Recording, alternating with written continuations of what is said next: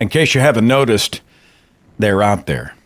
And I want to believe, because I am a big fan of the X-Files. I used to be a guy who thought maybe there were, not little green men, but, there were aliens of some kind. There might be life elsewhere. And I still think that. Of course, I'm thinking now in terms of bacteria, or maybe something that we haven't really thought about yet. But there is a culture of people right now, a huge demographic of people who are convinced that these new reports of the CIA and Area 51, even the Catholic Church, prove that there are aliens walking among us. And I wanted to speak to somebody about this, somebody who can talk with authority about aliens and the paranormal, because he has been an investigator and debunker for many, many decades. Jim Underdown, good to have you, brother. It's good to be back. You been following this whole thing? I think one of the more recent reports was that some of the higher-ups in the Catholic Church, the Pope and the bishops, may have been liaising with little green men or something. I don't know. Can you kind of give me what you've seen out there in terms of these UFO reports? Yeah, it's always disappointing to see these flare-ups of this stuff, because our answers are sort of haven't really changed much over the decades. We've been reporting on this stuff since the 70s. And, we're disappointed to see that 60 Minutes got in on the clickbait aspect of this. This strange encounter with an unidentified flying object is one of more than 140 U.S. intelligence cannot explain. Because they're sort of rehashing some of the same old ridiculous stories that have been circulating for years, and they're attaching a level of significance to it that gets people all whipped up. And frankly, it's not something we need nowadays. There's enough for people to get all excited about. Well, I think when, people throw out the CIA, declassified reports, it adds, ostensibly adds a level of credence or credibility. This stuff has been classified for a reason. The government doesn't want us to know for a reason. And now it's been exposed. And of course, you and I are in the same boat where we're like, well, UFO, the word unidentified's in the title. Like, it's not been identified. We don't know what the fuck this is, right? Have you gone down that road? Yeah. That's a big part of it. And frankly, what people should keep in mind is most of these Navy reports and the Air Force reports, they've been watching this stuff for decades. And first of all, let me say this. They should be watching it. It's their job to police our skies. So it's okay that they're looking at these reports and trying to find out who or what is up there. Okay, that's legitimate. But they've looked at these reports, and a vast majority of them are solved in like 5 minutes. They look at the radar, and they look at the airplane, schedules and reports, and it's like, oh yeah, that was a DC-10, and oh yeah, that was one of ours. And people see stuff up there all the time, and usually we know in pretty short order what it is. So it's really only a small percentage that they're saying, what could that be? And then even after that, even if you end up with, geez, I don't know what the hell that is, it shouldn't automatically lead to little green men or lizard people or the Catholic Church talking to people from who knows. It's silly, most of it. One of the best UFO photographs I've seen in a long time was actually your creation. Did you throw a plate in the air or something? Oh, you created a UFO experience visually that's quite convincing. Tell me about that photograph. Yeah, I don't know which one you're talking about, because I've faked thousands of these literally.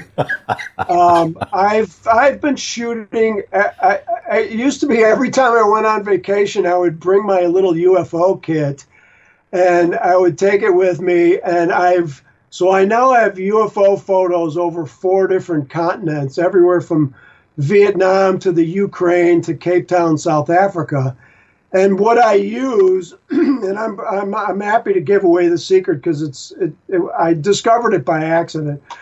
I use it's sort of invisible thread. It's not invisible thread like magicians use, but you can buy this at your local craft store. That's thread that's, I don't even know what the millimeters is, but it's at about 10 or 15 feet. Even 35 millimeter film cannot see this thread, especially if it's a cloudy day. Sometimes the sun will glint off of this stuff a little bit. So what I've been doing for 20 some years now is I found out that if you hooked up the top of a Mr. Coffee Pot lid to this invisible thread, the weird shape of the Mr. Coffee Pot lid sort of jiggles a little bit in the wind. And if you take lots of pictures, you get these shapes up there, and it's clearly not an airplane, but it could be kind of a flying saucer or some other shape, and it looks like it's got thrusters on it, and just people's imagination go wild. And if it's, the really cool thing about this is if it's like 10 or 15 feet away from the camera, most cameras their focal point is at infinity at that point.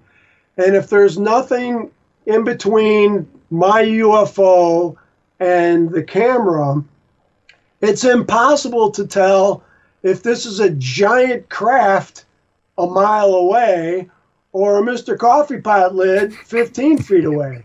Awesome. So, that the optics of it make it impossible. And none of these pictures are photoshopped. It's the original actual picture. So if you go back to the digital information about it, it's the real picture. I haven't messed with it. Almost like the Bigfoot photos. It's always these kind of weird, grainy, imperceptible thing. I mean, we have how many billion cell phone cameras going on worldwide, and yet all we're talking about is the CIA photographs and the airline footage. And I'm like, if we were talking about these as legitimate phenomena, it'd be almost like when people used to talk about tornadoes hitting this part of the country. I live in Tornado Alley, and it was very rare decades ago to even see what they were like, what the nature of a tornado was. They were not well studied. And of course now, every time one drops, hundreds drop every season, everybody's got cell phone video, there are whole YouTube channels about them. And I think if there are genuinely flying saucers, they're scooting around. We've all got HD, even 4K phone cameras.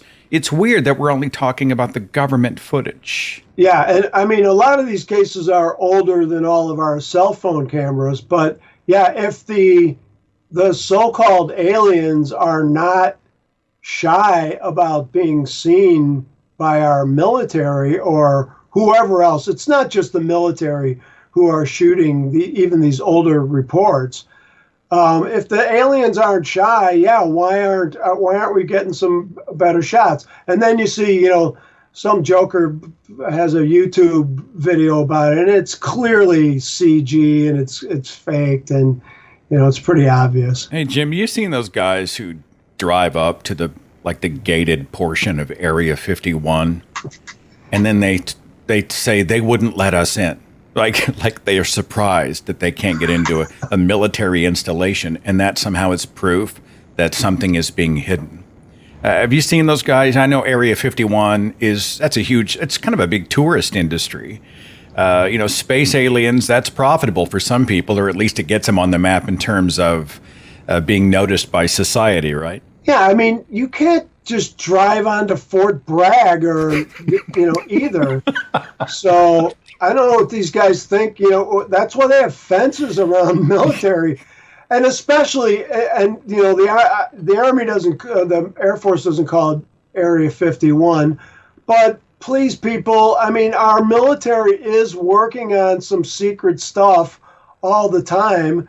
The stealth bomber, the flying wing, all these weird aircraft that if you were to see that for the first time, you wouldn't know what that was. I wouldn't know what it is. I mean, you look up and see the flying wing, and it's like, what the hell is that thing from the 50s even, or 60s?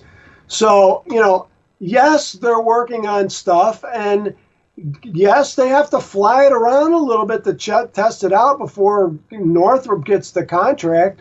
So don't be surprised that we have some secrets from our enemies and that they have to fly it around and check it out first. Let's just get philosophical. Do you think there's something out there? Is there life elsewhere, Jim? Oh, hell yeah. I mean, we might even, I mean, I hope I live long enough I hope they, start drilling through the ice in one of these Jupiter moons or one of these Saturn moons. There's probably, we might even find it under the dirt on Mars. Like you said, it's probably, bacteria or, that sort of that level life. But that tells us that if conditions are right, eventually that even simple form of life can evolve into something a little bit more advanced. Now, there's a lot of problems with, even if there's tons of life out there, the conditions have to be right for them to get to be thinking beings. It has to time out right that, those of us who happen to be living at this exact moment in the life of the universe are privy to whatever they're doing in their exact moment in the universe. So and then the distances are phenomenal. Even our closest star, for our current technology, Proxima Centauri, it would take tens of thousands of years to get to our very nearest star. So there's some pretty serious issues about flying across even our galaxy, much less between galaxies. The long and short of it is the odds are real low that there are ships flying over here, and we should exhaust all the other possibilities we can think of before we say, little green man just visited Oklahoma. People want to believe, right? I mean, you see that a lot. It's like ghosts, and I want to segue, maybe an awkward segue into the paranormal, but, I think once people have made up their minds, or at least made up their hearts, that it's true, then it's all confirmation bias. They're just going to find every shape, every sign, quote unquote sign, and that's proof. So is there any convincing the people when you've been out there debunking? You show them, hey, I threw this coffee pot lid in the air, and this is how this was faked, and this is how this tactic is done by, those who are spreading bunk. Do you have any traction out there, or is the desire to believe all consuming? It's definitely is an uphill climb with that. I think, first of all, it's titillating. It's fun to think about. It's exciting to think about. And a little bit of bad information does go a long way. And nowadays, with all these YouTube videos, the sophistication of the people who would perpetuate these beliefs is better, and their reach is farther than it ever was. In the past, you used to get these, small groups of cranks who believed in this stuff, and, they would advertise in the back of comic books or wherever they could find like-minded individuals. And now you throw something up on YouTube, and if you did a good job, you could have 1 million hits or something. But yeah, I think people, you and I keep track of this stuff. We see people leaving their traditional religions in great numbers, and they're trying to make sense of their lives and the universe and what it's all about. And I think maybe sort of being open to other new ideas now allows some of these wackier beliefs to gain some traction. Interesting, too. I know a lot of people who don't have a God belief do believe in ghosts. I don't have a belief in ghosts, or I haven't seen any evidence that ghosts exist. I love ghost stories, obviously. I've even done an audiobook that's filled with nothing but ghost stories. I love horror movies. I just watched the latest Conjuring film, right, which was based on the supposedly true story of Ed and Lorraine Warren, these paranormal investigators who were involved in everything from Amityville to something else. Have you gone into ghost hunting? Have you researched the Warrens? Do you have any thoughts or perspective on any of that? We've dealt with, my Center for Inquiry Investigations group has dealt with a number of ghost claims over the years. most of the time, what happens is someone says, I saw a ghost. We show up, the ghost isn't there, and we leave. So it's like, if you want to tell me a story about what happened, okay, it's kind of hard to investigate and it's hard to test. Once in a while, you get a little bit better answer. We visited a family with a precocious 9-year-old son who had guilty looks in his eyes when we were talking about things flying across the kitchen. So, we could sort of point and say, maybe Junior, you want to keep an eye on Junior when you're out of the room. But the one that was real interesting, a couple of writers up in the Hollywood Hills both apparently saw the same apparition at the foot of their bed at the same time. So to get two people seeing the same thing at the same time is a little bit less usual. And so we split them apart and we interviewed them in two different rooms extensively about what they saw and what happened. And it turned out that their stories, which had sort of melded together over time, were really quite different. And then we also found out that the husband was on a heart medication. One of the known side effects was optical hallucinations. Oh, wow. So, we can't say for sure, but all arrows are pointing to these explanations. You ever spent the night in a haunted house? No, but I would, especially if there were money in it. Why not? I mean, I'd totally do it. I mean, I'm one of those guys I'm interested. I if something weird or creepy was going on, I think I would want to know that. There was this old television show called The Scariest Places in the World or something like that, where they would take these families and lock them into haunted castles overnight and give them a series of tasks. And I mean, you can genuinely freak yourself out in places like that, these sort of underground caverns and dungeons with no light and all of that. Has anything... there's some... go ahead, bro. Go ahead. There's some evidence, by the way, that certain environments, like creepy, damp, dark places, that there is a genetic predisposition for human beings for the hair to stand up on the back of your neck and for you to go into sort of high alert. So it's very natural for us to get in certain situations like that and sort of be on edge and, listening hard and looking for something to happen. And so that when, the squirrel in the attic knocks something over or whatever, you're immediately tuned into that. And people who are predisposed to believe in ghosts, that's just confirmation of the ghost. The ones that freak me out are when you're looking in the window and you see the shape. I guess this speaks to pattern seeking. We as human beings have evolved that tendency. You see a lot of that, right? It's almost the face on Mars phenomenon. It's got to be built by, I guess that takes us back to the aliens. Pattern seeking, right? Right. I mean, we are pattern seeking creatures. We are sort of programmed to pick out faces out of things. We're programmed to react to movement and our peripheral vision. So yeah, again, especially if your belief system includes the idea of ghosts or shadow people or whatever, seeing stuff like that is just going to confirm your thoughts on those things. Tell me about these organizations you're involved with. I know that you're involved with CFI. I always call it the Center for Inquiry because inquiry is hard for me to say. The Center for Inquiry. Also, the Independent Investigations Group. You founded this group, and what is it? Yeah, it's now the Center for Inquiry Investigations Group. The Center for Inquiry has subsumed the Independent Investigations Group. So yeah, I founded the group in 2000. It's a group that investigates and tests paranormal phenomena.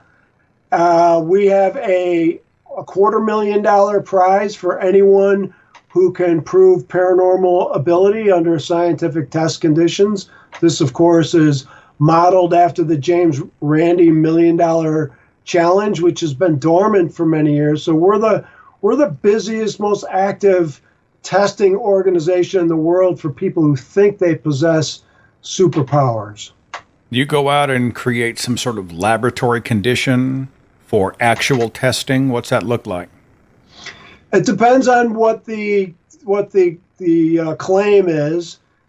For instance, if you claim to have telepathic ability that you could send something into a Confederate's mind, we would separate you in 2 rooms where there could be no exchange of information. We're going to wand you and make sure you don't have any transmitting devices and say, how many playing cards out of 10 could you get, or Zener cards, or roll of the dice, whatever random event that your receiver would not know about. How accurate can you be? And if it's significantly more than chance, I mean, obviously, if someone says I can get 10 coin or 5 coin flips out of 10 flips, right? We're going to roll our eyes and say up your game. But if you can do something extraordinary, we had one guy who said he could get 48 out of 52 playing cards right, flipped from one room to another. And the odds of doing that by chance alone are off the charts, billions and billions to 1. So we're just going to make sure you don't cheat. And if you can do it, and you actually have to do it twice, because we don't want someone just walking up and getting lucky with this. We want to see actual ability. If you could do it on the preliminary demonstration and then for the money, you win $250,000. $250,000. Speaking of James Randi, and we lost a big one, right? We lost a freaking legend. Not just a great entertainer and illusionist, magician, conjurer by his own words, but a great debunker. I'm reminded of when he was on stage in front of a live audience and he had a whole big case full of homeopathic pills, and he swallowed all of them at once, right? He overdosed on homeopathic medicine because it's not medicine. He was proving a point. He was able to do that with some style and flourish. You remind me a little bit of him because you've got that sort of sharp sense of humor. You kind of wink as you're doing all of your debunking. It's obvious you enjoy your work. Would that be a fair assessment, Jim? I do. I've had 40 jobs in my life, and this is by far the most interesting and changes. I just wish I could do Randi, one of the things that made Randi great was, because he was a magician and knew close-up magic and the art of deception, he could really show at least how some of these people who were tricking people, how they operated. Another guy who's great at that is Darren Brown over in the UK. He's a mentalist, and he shows how you could be even in another room, or you could manipulate circumstances beyond cold reading, beyond the stuff that you and I are already familiar with. But, he's just a master at manipulating people and then divulging what would look like in any other context a supernatural extraction of information. And then he debunks it at the end, and he's like, this is all crap. Like, I manipulated this. I made it happen. I think Darren Brown, Derren Brown, for those who are interested. I don't know if you follow Darren's work at all over there. Oh, yeah. No, Darren's great. And I love the fact that he does explain some of this stuff, because really a lot of it is context. When you have a magician performing, no one in the audience actually thinks the woman is being sawn in half. But if you're out in public, and I don't know have you ever seen this show, the Carbonaro Effect? Never seen it. He's a magician, but he goes out and he'll make a deal with someone in a small business or a storefront, and he'll, in the guise of explaining, a new product or something like that, he'll do a magic trick. So the context of that is someone's not expecting it, and he does these magic tricks, and people just completely freak out. They're fairly standard, and he's good. He's a good magician, but they're fairly standard magic tricks. But in the context of being out and about in public, people just are stunned, and that's kind of the difference. What happens with some of these people who are faking and making claims, they catch people off guard, and they're just not. They don't have their skeptical antenna up. Now, this is fertile ground for the con, right? For the grifter. I mean, we see this in the faith healing community, right? Have you done some work on the faith healers? This is a leading question. I know you have. But I've been to see one of our favorites, Benny Hinn, 3 different times. He's this guy with the big comb over, and I got to watch out because I'm starting one myself. He wears white, and he sells out these big arenas. I saw him where the Anaheim Ducks play, and the place holds 17,000 people, and he's up there and he's slapping people on the head, and they fall over and they say that they're healed. And we noticed that there were people in the back of the arena in wheelchairs, on gurneys, that were not allowed to go up on stage because they had real ailments, and Benny Hinn couldn't do shit to heal them. Yeah, it's not like they're wheeling the amputee up, right? They've got somebody who's got the cane, or some other. Maybe they say they can't see, but it's not even a total blindness. They've got partial sight, and they play off of that. So I remember James Randi was exposing Oral Roberts, the tent evangelist, and how he had people who would travel with them from revival to revival. These actors who would go up, and they would have a wheelchair, and they would get up. Oh, praise Jesus, miracle, I'm healed. And they would then go out the back and go sit in the truck before the next stop, right? Yeah, George Carlin's line was the best. You'll know a true faith healer if you can change somebody's shoe size. Yeah, well, I mean, why aren't they at the Children's Hospital? Right? Why aren't they at the Anaheim Auditorium? Why are they selling out these convention centers and church halls? Why aren't they over actually healing the sick where there are the sick? I always thought that was an interesting question. Yeah, you might ask God the same question. Yeah, that's a whole other podcast, brother. I'm interested. Where do I send people if they want to find out about your work, the investigations, the debunking, the examinations of everything from the UFOs to the ghosts and the paranormal claims, etc.? Point me in some directions. Yeah, I mean, you can go to the CFIIG.org website. That's the investigations group website. But I always recommend people, I mean, if you have a legitimate interest in this stuff and want to know what's going on, Skeptical Inquirer has been around for 40 some years now. So,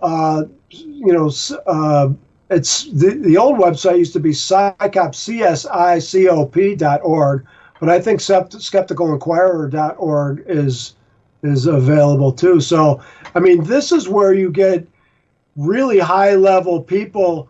We were talking about UFOs. Go to Mick West's website, Metabunk. Robert Schaefer has been looking into UFOs for a long time. And this guy, James McGahey, and Joe Nickel have been writing about UFOs forever. So this is where you go for good, credible, science-based, skeptical information about this stuff. In the meantime, feel free to take some fishing line and the top of a Mr. Coffee pot and go out and experiment with your own little photography tricks. Who knows what you might be able to do at parties. That just sounds like fun to me, Jim. Don't pass it off as real, please. I got enough head. Okay, don't send it to Jim Underdown, please. He's got a full plate with bunk to debunk as it is. I'll link to all that stuff in the description box. Always a pleasure, my friend. Thanks for joining me. Thanks, Steph. Good talking to you.